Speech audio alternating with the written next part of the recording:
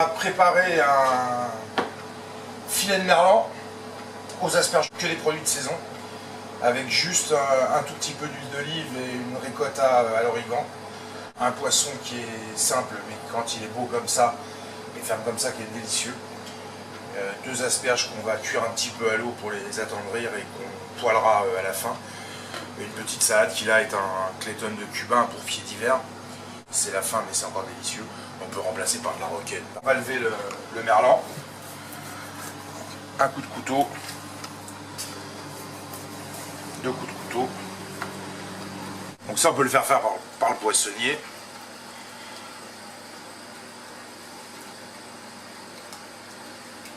C'est pas difficile parce que nous on a l'habitude, on fait ça constamment, mais disons que c'est un petit peu long.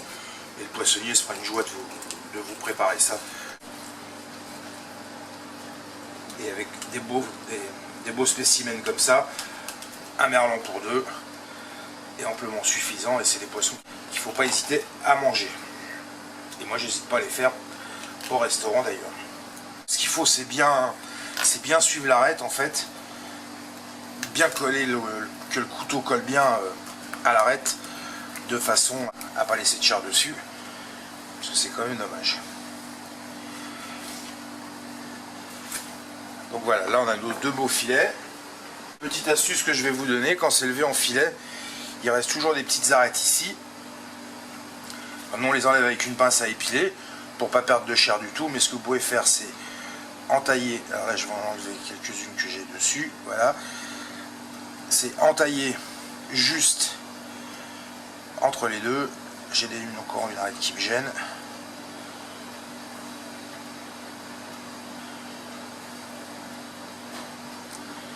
Et donc on entaille juste au niveau des arêtes qu'on sent avec le doigt.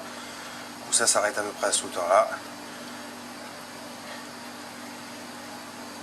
Et comme ça, on est sûr de manger un poisson qui aura plus une seule arête, pour ceux qui sont un petit peu récalcitrants.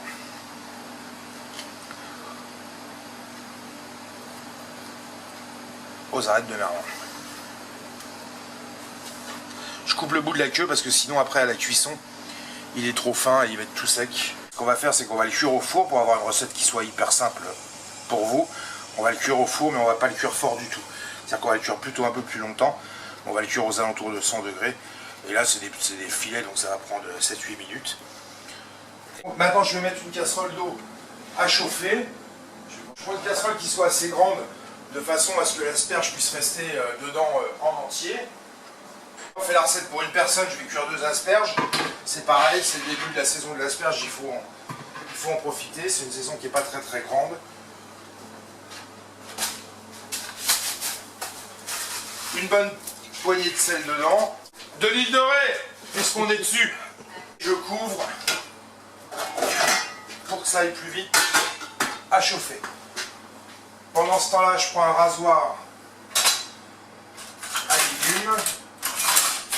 Pour l'asperge, c'est vraiment le petit ustensile indispensable. On la laisse bien à plat et avec le rasoir, on va lui enlever la peau qui est tout autour. Ça enlève moins de chair que l'économe, on enlève vraiment que la peau, et la lame est plus souple, donc elle épouse mieux la forme de l'asperge, et c'est plus facile. On va couper la pointe qui elle est dure. Donc l'asperge verte qui est là, qui est d'un beau calibre, alors là j'en mets une parce qu'on est sur des grosses asperges. Si vous trouvez des asperges plus fines, vous pouvez en mettre 2 par personne, ou 3 suivant la gourmandise. Donc là, avant de l'éplucher, j'enlève les petits picots sur l'asperge verte. Ça sera plus facile à éplucher après.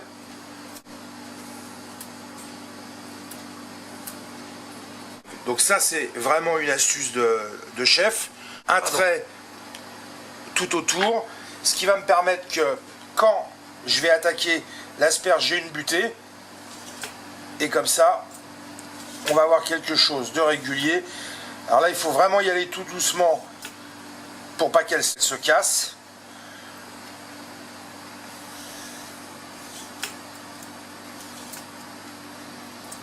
Alors si jamais elle se casse, vous les cuisez en 2 morceaux, c'est pas très grave. Ça permet d'avoir un produit qui esthétiquement est joli. On a une belle démarcation entre la pointe et la queue. Donc là c'est pareil, je coupe la partie qui peut être un peu dure. Et là maintenant, donc vous voyez, on est sur une recette qui est vraiment facile puisqu'elle est quasiment finie. Un ricotta que j'ai acheté, dans lequel moi j'ai mis de l'origan, mais on peut y mettre de la menthe, on peut y mettre du basilic. Ça donnera toujours un peu de fraîcheur et ça rappellera déjà au printemps. C'est vraiment une saison où pour nous en cuisine ça commence à revivre. J'ai même pas rajouté de sel et de poivre parce que c'est un petit peu corsé. À 100 degrés, ça suffira amplement pour cuire.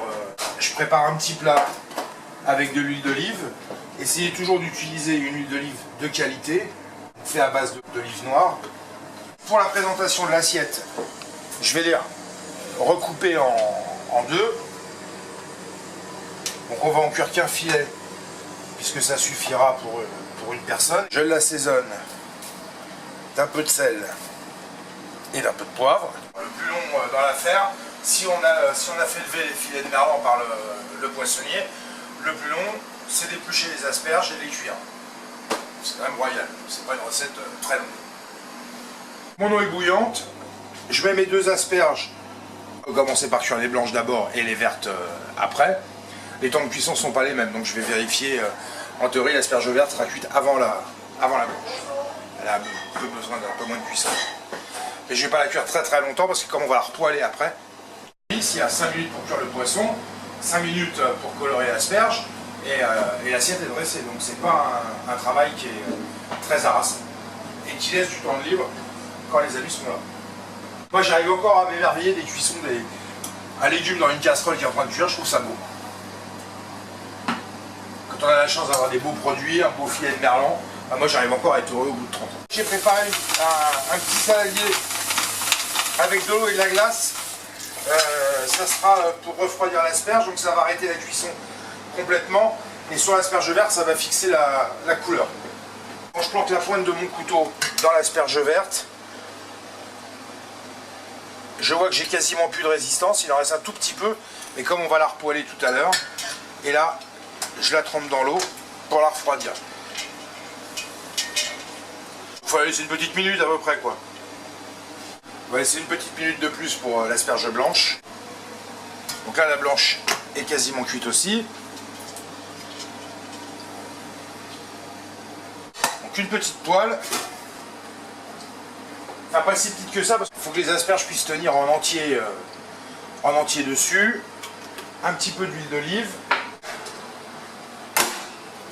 je règle mon thermostat sur 5 minutes, on laisse chauffer un petit peu,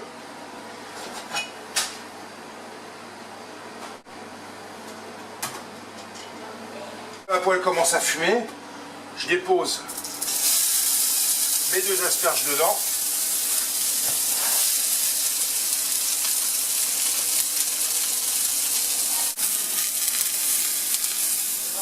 Je vais baisser mon feu.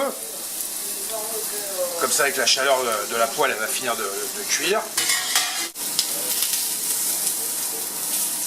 L'âge de 5 ans, la première recette avec ma mère, une galette au fromage, je m'en rappelle encore. Une galette au fromage du journal Pomme d'Api. Qui est un journal pour les enfants, il y avait une recette à la fin et j'ai fait la recette avec ma mère. On n'allait jamais au restaurant dans la famille, par contre on mangeait toujours des produits de saison, toujours des produits du marché. On allait en grande surface que pour l'eau et l'épicerie, mais on mangeait ou du marché ou des commerçants. Et la viande venait du boucher, la charcuterie venait du charcutier. Donc là pour moi c'est suffisant.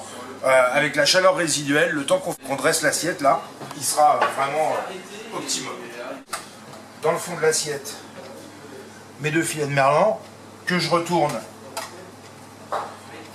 La peau peut être mangée, mais s'il y a des gens qui n'aiment pas ça, comme ça ils pourront l'enlever. On mange d'abord avec les yeux. Si le plat ne fait pas envie, on n'a pas envie de le manger. S'il fait envie, déjà, on a à moitié gagné notre travail. Donc les asperges qu'on va déposer de façon jolie.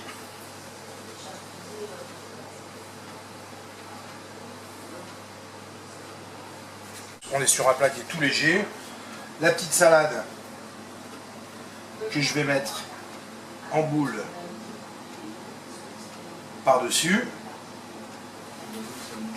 Toujours la même huile d'olive qui a servi à la cuisson, qui va nous arroser tout ça. Là, bien évidemment, la fleur de sel de l'île de Ré. Un peu de poivre concassé pour donner un peu de peps au plat aussi.